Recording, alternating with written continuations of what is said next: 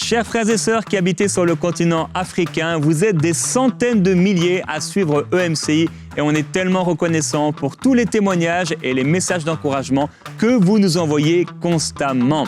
Et aussi reconnaissant pour toutes celles et tous ceux qui ont soutenu EMCI lors des dernières campagnes de dons et particulièrement ceux qui ont rejoint la grande famille des partenaires, les 20 000 partenaires mensuels de MCI. Cependant, plusieurs d'entre vous, vous auriez voulu rejoindre cette grande famille, mais vous ne le pouvez pas parce que vous êtes dans un pays où le système bancaire ne permet pas de mettre en place un don mensuel automatique. En effet, mais nous avons une bonne nouvelle, deux bonnes nouvelles d'ailleurs. La première, c'est que la campagne des 20 000 partenaires suit son cours. Il n'est pas trop tard pour vous de rejoindre cette famille des partenaires.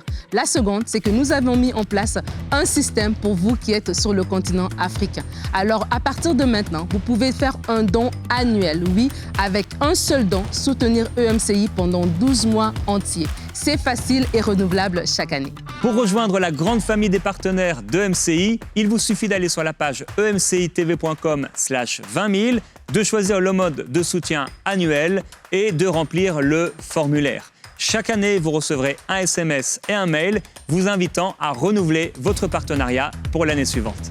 Nous nous réjouissons de votre précieux soutien. Merci beaucoup.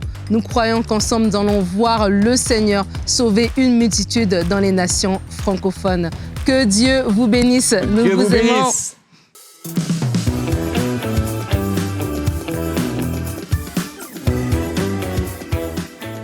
Bonjour à tous et bienvenue dans Bonjour chez vous. Nous continuons cette très belle semaine. Alors vous le savez, hier on a parlé du parler en langue et Frank aime bien mettre le spot sur lui. Alors on va saluer Frank tous ensemble. Tout le monde! J'ai fait oh yes! Parce que Audrey est là. Je pensais que tu allais dire parce qu'Audrey est là. Parce qu'Audrey est là! Alléluia! Salut les amis! Salut Audrey, ça va bien? Je suis contente d'être ici. Ouais, c'est notre plaisir de t'avoir avec nous. Hier, on a parlé du parler en langue. Eh oui. J'essayais de dire tout à l'heure. On a vu que le parler en langue, finalement, était pour tous. Tous les chrétiens, tous les enfants de Dieu sont qualifiés pour le parler. Le témoignage d'Aurélie était super. Oui, vraiment... c'était très, très édifiant dans sa pensée, effectivement. Donc bon, comme si vous n'avez pas écouté l'émission, vous ne savez pas du tout de quoi on parle, vous le savez, hein, on est disponible en replay sur emcitv.com. Et aujourd'hui, on va voir pourquoi parler en langue, alors qu'en fait, je ne comprends pas ce que je dis, ce langage où je balbutie des mots, je bégaye. On en parlait un petit peu hier dans un genre de bégaiement. À quoi ça sert? Pourquoi parler en langue? Eh bien, Audrey, c'est la rubrique Réponse d'experts que tu feras tout à l'heure. Oui, en fin de compte, on a l'impression que c'est un peu ridicule de parler un langage qu'on ne comprend pas, mais je vais vraiment montrer que c'est la sagesse infinie de Dieu qu'il a voulu comme ça. C'est très joliment dit. Ça semble très bien déjà. C'est poétique, effectivement, la sagesse infinie de Dieu. On aime sa sagesse, vraiment. Et on va commencer tout de suite cette émission avec toi, Frank, dans la pensée du jour.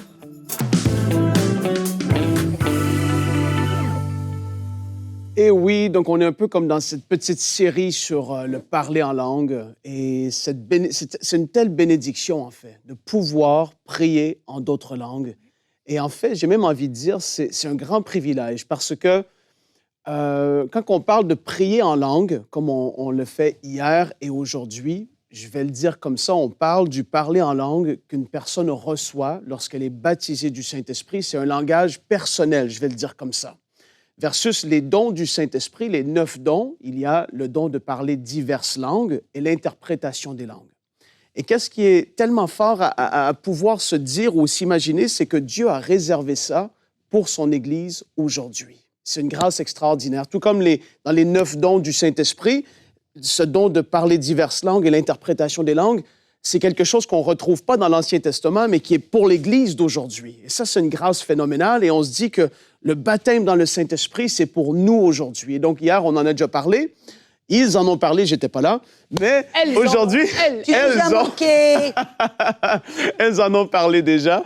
Et aujourd'hui, je vais mettre le spotlight sur quelque chose en particulier en disant à quel point c'est une grâce, une bénédiction de pouvoir prier en langue. Je veux apporter ou en tout cas mettre l'accent ou le spotlight sur la réalité ou un bienfait en particulier qu'apporte la prière en langue dans Jude,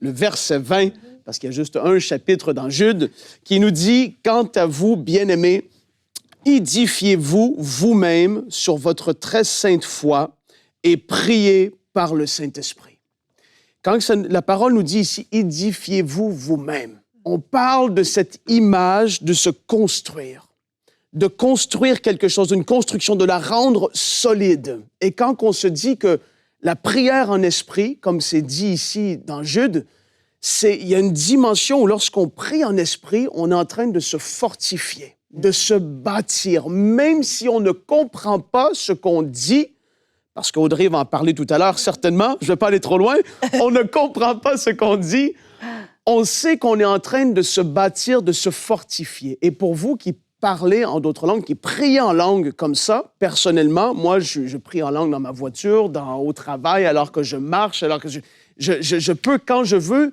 prier en langue comme ça. Je sais que parfois, je l'initie et je prie en langue, simplement. Et ça commence comme ça, voilà, Mais qu'à un moment donné, je sais que j'entre dans une dimension spirituelle, je vais le dire comme ça, encore plus poussée. Où est-ce que je peux entrer dans une intercession? Où est-ce que je suis sorti de juste, je prie en langue parce que c'est un privilège et que je le peux, parce que c'est quelque chose qui réside en moi, c'est moi qui peux démarrer. Mais à un moment donné, je sais que là, wow, il se passe quelque chose dans l'esprit et je sais même que je ne peux pas peut-être savoir tout de suite pourquoi je prie, mais je sais qu'il se passe quelque chose. Pour ma vie personnelle, je suis en train de m'édifier. L'Esprit est en train de prier des prières parfaites qui me fortifient, qui me construisent. Et c'est une grâce extraordinaire pour nous aujourd'hui d'avoir ça.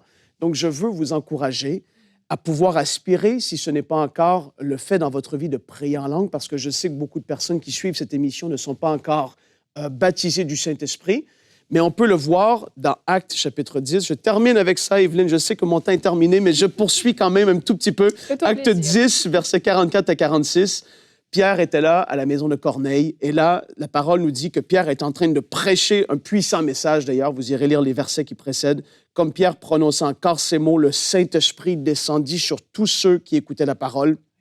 Tous les fidèles circoncis qui étaient venus avec Pierre furent étonnés de ce que le don du Saint-Esprit était aussi répandu chez les incroyants, les païens, car ils les entendaient parler en langue et glorifier Dieu.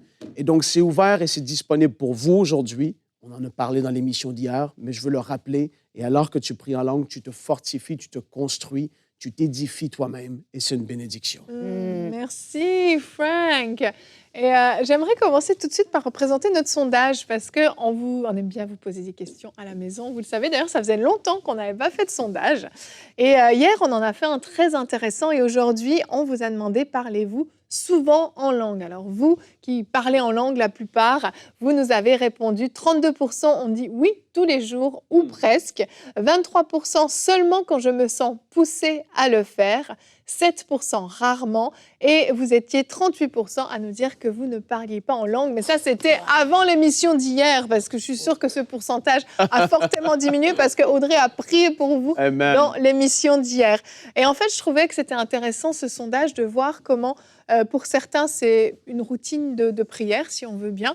Et puis pour d'autres, attendent d'avoir cet élan, d'être poussés. Puis je pense qu'en fait, on a déjà tous vécu les deux.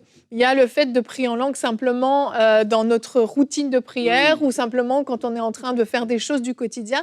Et il y a ces moments où, oui, on peut être poussé. Des moments très, très forts. Moi, je me souviens de temps d'intercession. J'intercédais pour une personne et je connaissais un petit bout de son histoire, mais je n'ai pas tous les éléments. Je ne connais pas tout ce qui se passe dans sa tête et dans son cœur. Et là, je me mets à prier en langue. Et puis tout à coup, les sons qui sortent de ma bouche changent. Le vocabulaire en langue commence à changer. Tu sais que là, c'est différent. Tu sens que c'est précis. Ouais. Je ne peux pas dire que je savais ce que j'étais en train de dire. Je tiens à le préciser. Mot pour mot, non. Mais à l'intérieur de moi, je savais que j'étais en train d'intercéder pour cette personne de manière très précise. Et tout à coup, dans mon esprit, j'ai eu une vision.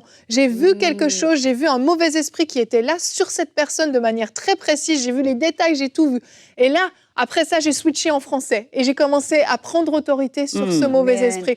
Et c'est un combat, en fait, dans l'intercession. Une forme d'interprétation. Exactement. Tu as montré ce que tu priais. Complètement, c'est ça. Même si mot pour mot, on ne l'a pas, en fait, bien souvent, dans ces moments-là, on va avoir la pensée globale de ce pourquoi on est en train de prier. Donc, c'est fort, ces moments-là, quand même. Moi, je me rappelle, il m'était arrivé quelque chose un petit peu similaire parce que mon frère avait été atteint du cancer du cerveau et on avait été à l'hôpital pour le voir, prier pour lui, pour qu'il reçoive le Seigneur, prier pour qu'il se... Et on ne peut pas forcer les gens à être guéris et il ne voulait pas. Il était très, non, moi, tout va bien et on a dû repartir et je me rappelle en priant, en demandant, Seigneur, mais Seigneur, comment je peux toucher le cœur de mon frère? Comment je peux être sûr? Parce que je savais que s'il n'était pas guéri, il allait mourir. Et il me dit, comment je peux l'atteindre, le toucher? Et une nuit, on a été réveillés et j'essayais de l'appeler au téléphone, il répondait pas. Et cette nuit-là, à 1h du matin pile, on a entendu comme une porte claquée, on dormait à point ferme, et mon mari et moi, on s'est réveillés, on s'est regardés. Bien sûr, mon mari, il était autour de la maison pour voir s'il y avait un cambrioleur, mais moi, j'ai commencé à parler en langue, à prier en langue, à prier en langue. Et tout d'un coup, c'était comme l'interprétation qui est sortie de ma bouche. Je me suis entendue dire, au nom de Jésus, mort, sors de sa chambre. Et je savais à ce moment-là que j'étais en train de prier pour mon frère, et j'ai commandé à la mort de partir, de quitter son... Et ça m'a étonnée, parce que je dis, qu'est-ce que je suis en train de prier? 2 minutes plus tard, le Saint-Esprit me dit, appelle ton frère. Et j'ai pris le téléphone, je l'ai appelé, il a répondu immédiatement. Et alors là, c'est que... Décidément, il y a un moustique. Elle me poursuit. Et alors, immédiatement, j'ai appelé, il a répondu. Bref, l'histoire est que il était mort. Et alors que j'ai prié en autre langue, son esprit était sorti de son corps, sortait aspiré dans l'atmosphère.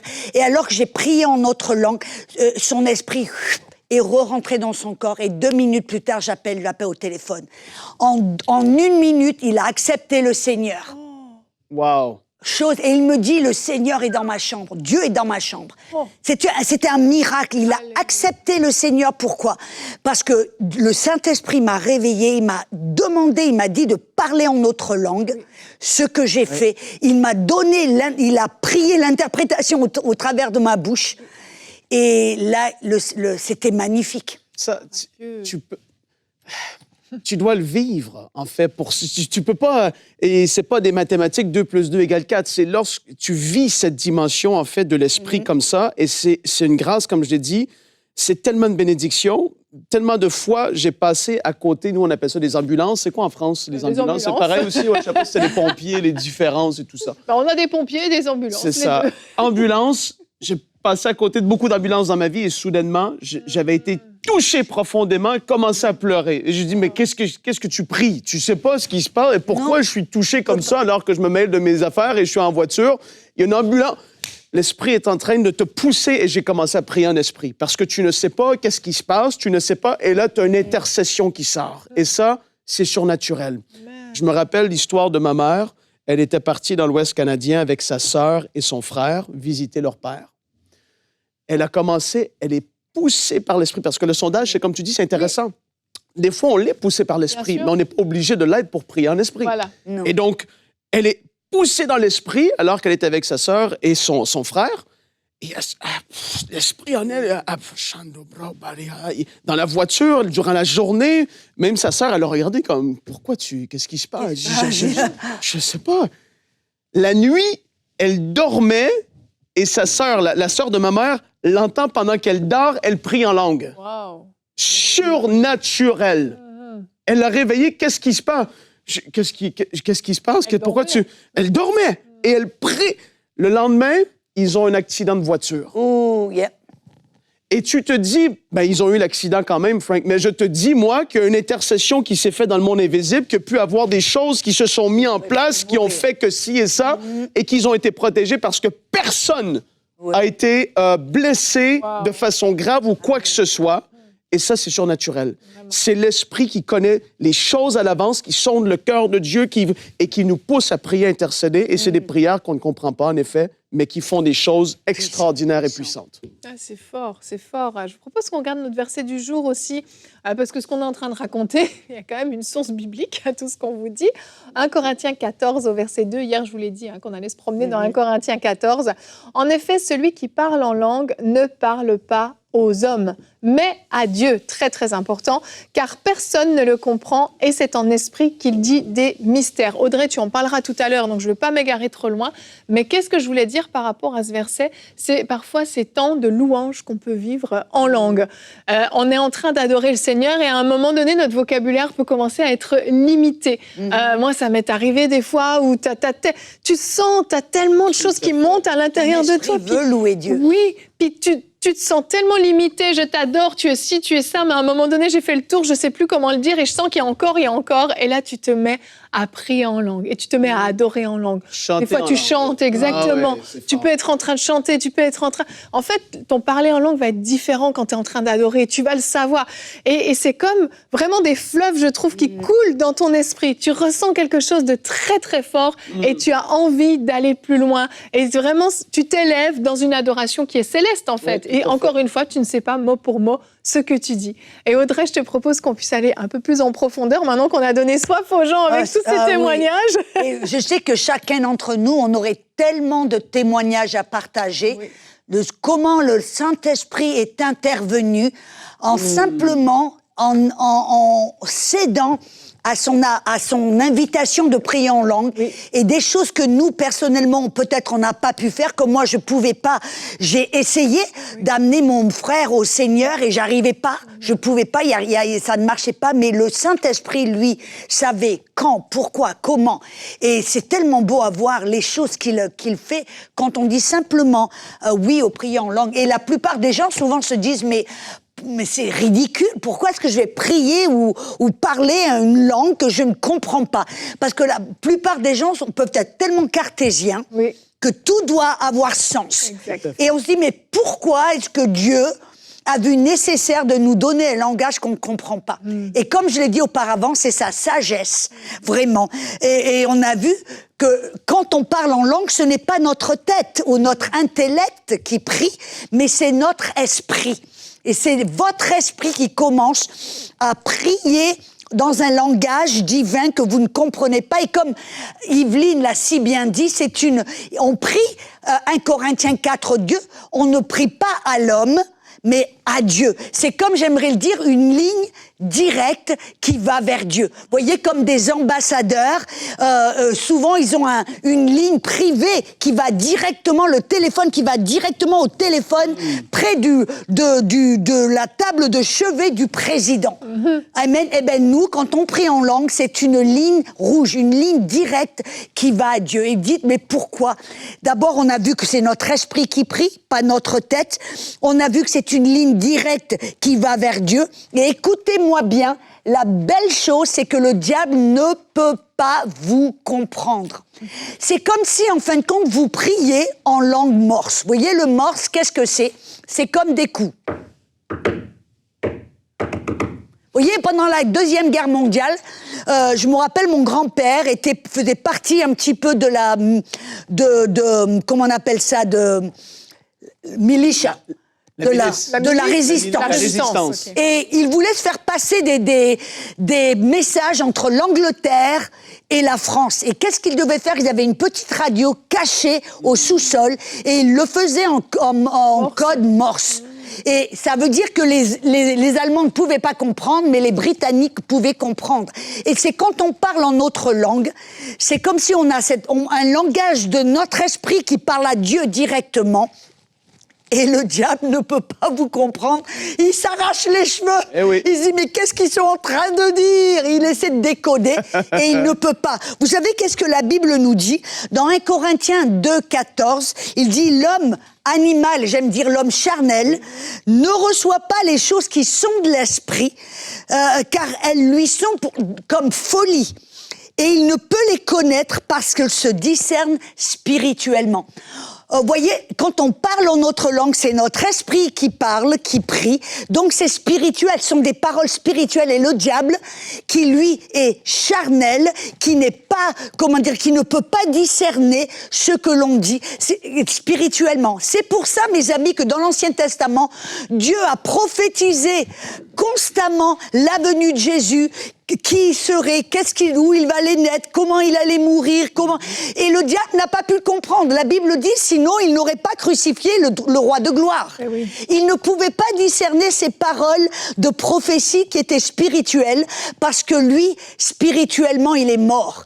Et quand on parle ce langage divin, le diable ne peut pas comprendre, parce que ces paroles doivent être discernées spirituellement. Et pour vous et moi, mes amis, c'est une bonne nouvelle. Ça permet à Dieu de prier au travers de nous, de pouvoir parler à Dieu, de lui parler, et le diable ne peut pas comprendre. Voyez, il ne peut pas être au milieu de notre intimité avec Dieu. Il ne peut pas se faufiler, et ça veut dire qu'il ne peut pas contre-attaquer quand on prie, et quand on dit des choses à Dieu, on prie le plan de Dieu, on prie la volonté de Dieu, on prie ce qui est sur notre cœur à Dieu, et le diable ne peut pas savoir, et il ne peut pas venir pour contre-attaquer le plan de Dieu. C'est pour ça que prier en langue est si puissant. C'est pour ça, comme Franck nous l'a dit, sa sœur a prié en autre langue et a pu, en fin de compte, empêcher le diable de les tuer. Parce elle a prié en autre langue.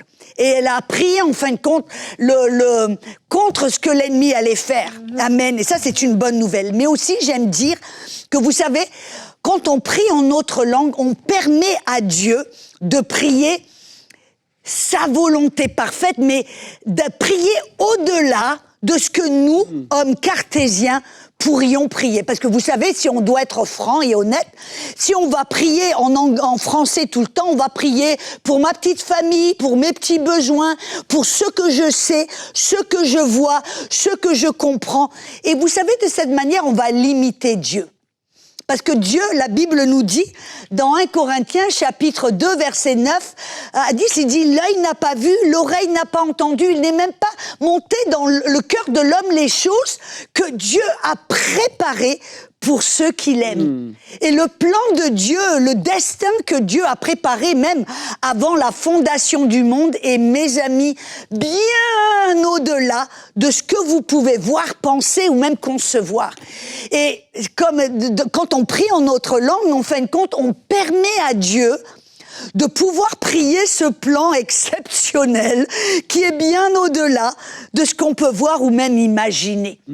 Parce que, voyez, Dieu, il a des choses qui sont tellement magnifiques, tellement au-delà, tellement extraordinaires que si nous, on savait tout, on serait effrayés. Oui. Voyez, si Dieu, vous voulez vous montrer tout ce qu'il allait faire au travers de vous, mes amis, tout ce qu'il avait conçu pour vous, comme peut-être que vous iriez courir à l'autre côté.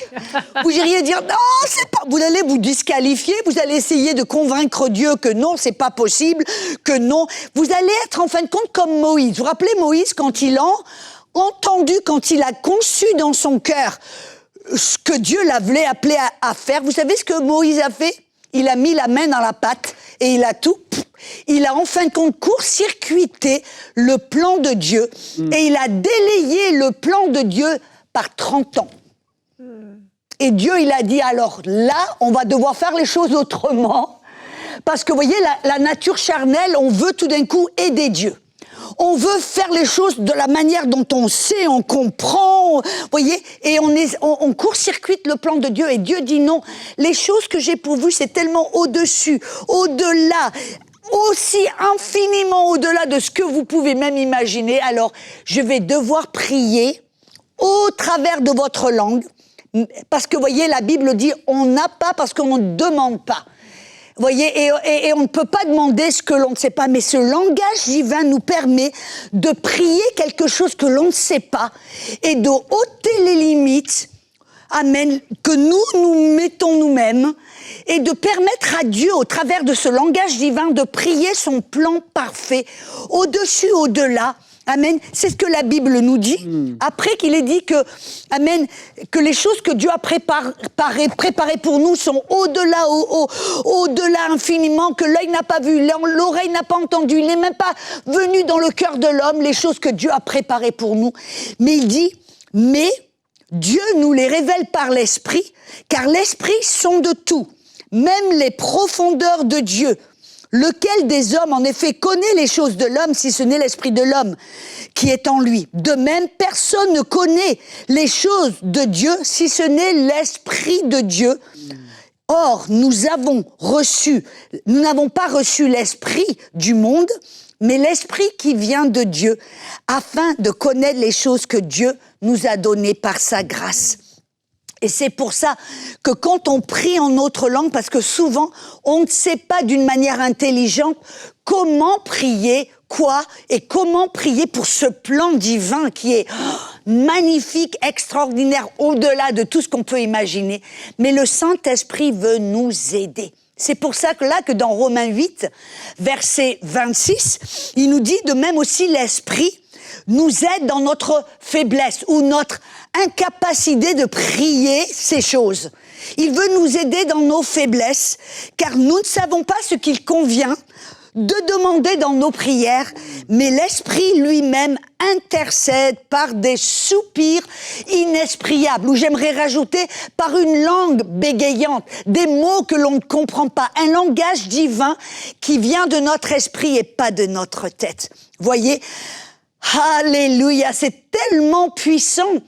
Et c'est pour ça que je passe énormément de temps tous les jours à prier en autre langue. Et vous savez que j'ai remarqué dans ma vie, dans mon ministère, qu'au début, quand je ne connaissais pas ces vérités, mon ministère était limité. C'était comme si je devais prier pour un besoin alors que j'étais confrontée avec le besoin, ou alors que je devais prier pour un problème quand j'étais quand j'étais face à cette attaque. Mais tout d'un coup, quand je passe du temps tous les jours, que je me sens poussée à le faire ou pas, je choisis, je suis intentionnelle tous les jours à prier en autre langue, parce que je sais tout d'un coup que c'est comme monter sur un bulldozer spirituel où lui, au travers de ce langage divin, Dieu, il déblaye la voie, il enlève les attaques, il pourvoit aux besoins, même à l'avance. Il fait en sorte que tout d'un coup, je me trouve au bon endroit, au bon moment, avec des connexions divines que Dieu seul pourrait le faire, à des rendez-vous divins que Dieu seul pourrait organiser. Et cela se fait par l'avance parce que je prie en autre langue, constamment. Non seulement comme pour me fortifier, comme Franck l'a si bien dit, parce que moi j'ai besoin de le faire, alors que je voyage et traverse des fuseaux horaires, des fois des 12 heures de décalage, j'ai besoin de me fortifier pour faire la volonté de Dieu. Et ça, c'est puissant. Mais aussi pour permettre à Dieu, dans sa sagesse, de prier ce que lui seul connaît, que lui seul sait. Et ça me permet de lui donner cette liberté de prier sa volonté parfaite, ce qu'il sait, ce qu'il connaît, ce qu'il veut, au travers de ce langage de prière qui est dans mon esprit. C'est exceptionnel, hein. Ça donne envie, c'est inspirant, vraiment, c'est très, très inspirant parce que c'est vrai que c'est des choses que notre cerveau a du mal à comprendre. On est très limité dans notre compréhension, dans notre connaissance de ça. Mais les éléments que tu donnes nous permettent de lâcher prise aussi un petit peu sur ce qu'on ne comprend pas et de se dire, mais en fait, je suis en train de communiquer avec Dieu. Dans le fond, peu importe si je suis en train de dire tel mot ou tel mot, je sais que ce qui sort est parfait. C'est des mystères, c'est parfait, et je parle avec mon Père Céleste. Et juste ça, c'est exceptionnel en fait quand on y pense, parce qu'on n'a pas toujours cette opportunité-là d'avoir cette discussion seul à seul avec Dieu, que le diable effectivement n'entend pas. Enfin voilà, je ne vais pas refaire toute ta rubrique, hein, tout ce que tu as partagé. Et moi, je trouve que ça inspire, et j'espère que ça crée cette soif en vous, c'est cette soif d'aller plus loin dans le parler en langue. Et vraiment, on l'a dit, il y a une progression aussi qui se fait. Donc, quand on vient de commencer à parler en langue, des fois, on peut répéter beaucoup la même syllabe. On est comme bloqué, entre guillemets, sur une syllabe. Mais plus vous allez pratiquer, plus vous allez parler en langue, plus vous allez voir que, comme un enfant qui apprend à parler, ben voilà, ça va se développer. Et ne limitez pas, en fait, ce que le Saint-Esprit veut faire au travers de vous et au travers du parler en langue. Alors, on vous encourage à aller plus loin dans cette dimension du parler en langue. Et demain, on change de thème. On aurait pu encore parler de ce sujet parce qu'il est passionnant. Mais demain, on va voir quelle attitude adopter dans les moments difficiles. Alors, si vous traversez une épreuve, vous avez traversé une épreuve où vous vous allez en traverser parce que ça fait partie de la vie, vous êtes concernés en gros. Vous êtes tous invités à nous retrouver demain. Et demain, Audrey, tu feras une rubrique conseil du coach, comment faire face aux problèmes. Merci beaucoup à tous les deux pour cette belle émission et on se retrouve demain. Bonjour chez vous.